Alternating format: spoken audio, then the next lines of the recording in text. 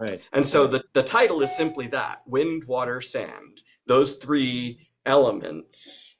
That's a beautiful unity that you have, hit upon here. I'm just, if I could play, armchair composer for a minute, Oh, great. well, no, I guess and this will show you the simplicity of my thought here. So if I'm thinking of water, right? We think the way that water is often depicted musically is, some sort of relatively rapid undulation up and Right. down, this sort of thing, which Right. represents waves or just sort of flowing water.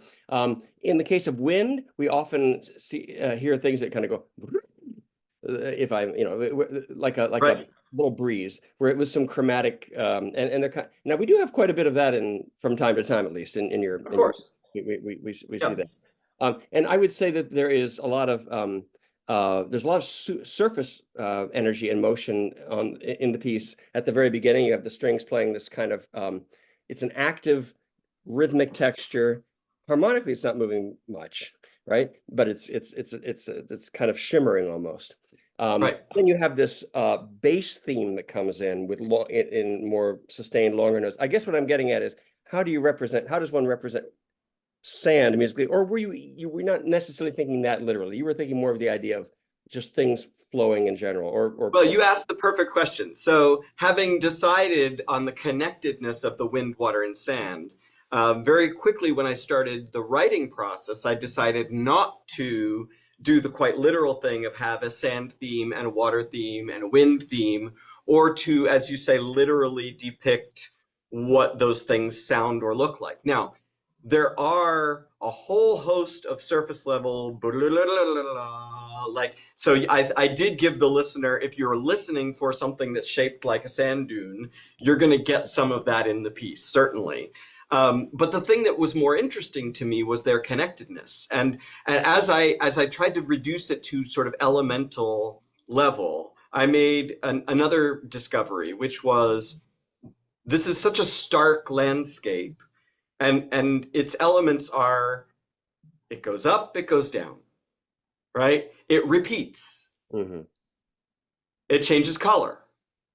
Well, every one of those things is what music does. It goes up, it goes down, it repeats, it changes color, goes at different speeds, Right, right. right? And so if someday, if a music theorist is looking for an obscure subject to analyze, they may discover, you said that you talked about that long bass theme, they may discover that some of the microscopic gestures in those real quick animated shimmering themes are the same sequences of notes that we're getting on those very, very long bass melodies. So that's my way of trying to mimic the metaphor I said earlier of some different things stretched out very long time or scrunched into a very short time that are going by very quickly.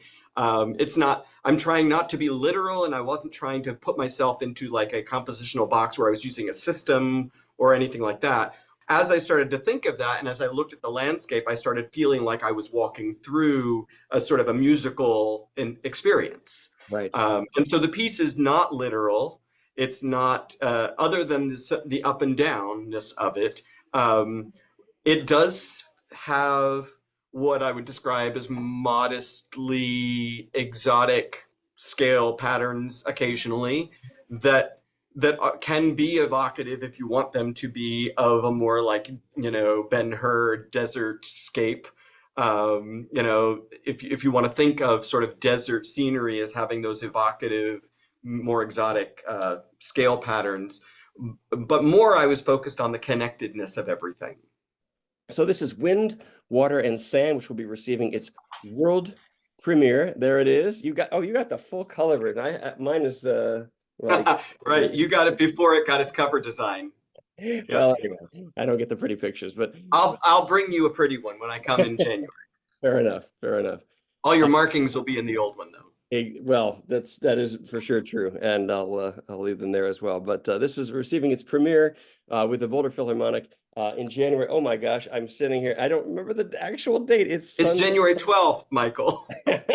Well, I'm gonna be there. So, well, and I that's figure the you thing. will be. I'm saying, yeah. And by the way, I am planning to be there. This will be the first concert this season in Boulder that I'm planning to. I mean, I'm sitting here talking to you. I still have one more chemo session to go. So things are, I mean, everything is always subject to change, but that's certainly my anticipation. And I'm looking forward so much to being back and to seeing you and to sharing this this great music. Of course, not only this, but as I mentioned, Michael Torkey with Tessa Lark playing a concerto he wrote for her. And then, of course, the New World Symphony of Dvorak. It's a very American program. That was my intention here. And with a little bit of element of, you know, to some extent, the natural world here, this piece and the Sky Concerto. Sure, sure. Yeah. So anyway, Stephen, great to talk with you. Thank you for taking the time. Looking forward to seeing you in Boulder. And I hope everyone who's watching will join us at Mackey Auditorium on the 12th as well. Thanks so much. Thank you.